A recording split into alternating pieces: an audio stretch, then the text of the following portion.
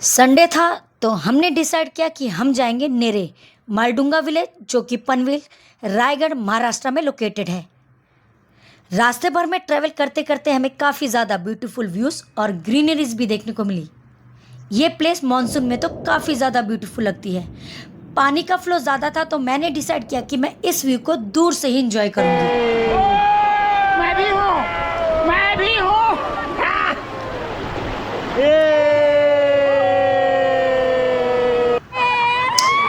हम सब ने यहाँ पर बहुत ही इंजॉय किया, मज़े किए और यहाँ की तो वाइब नेक्स्ट लेवल की ही थी। दीदी लोग एज यूजुअल मस्ती कर रहे थे और मैं उनका वीडियो बना ली थी। मैंने यहाँ पर अपनी फिटनेस की स्किल भी दिखानी शुरू कर दी, जो कि मुझे आती थी।